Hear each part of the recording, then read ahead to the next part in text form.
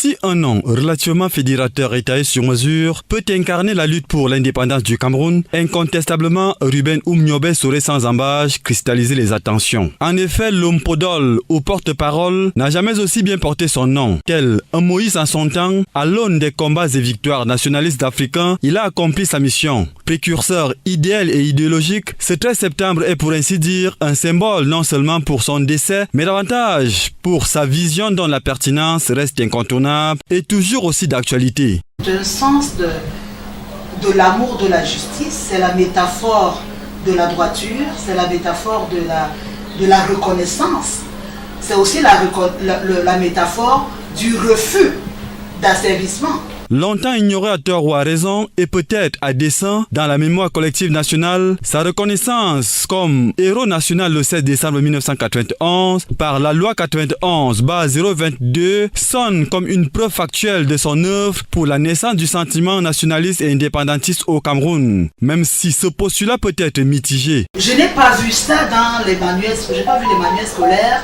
où il y a des livres qui sont sortis, où on enseigne depuis l'école primaire.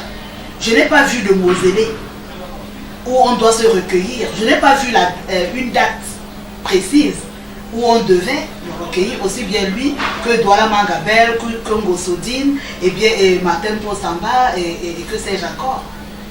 C'est ce qu'on attend. Ruben Oumniobé naît le 10 avril 1913 à Eog-Makon, près des Eka dans le département d'Union Ekele, province du Centre. C'est une personnalité politique, leader de l'Union des populations du Cameroun UPC, qui revendique la réunification du pays, ce qui du reste va conduire à son assassinat le 13 septembre 1958 à Libelingoy, près de Boumniebel. En ce jour, souvenir de son décès, l'on retient ses valeurs de rassembleur, penseur d'une intégrité absolue et une âme immortelle.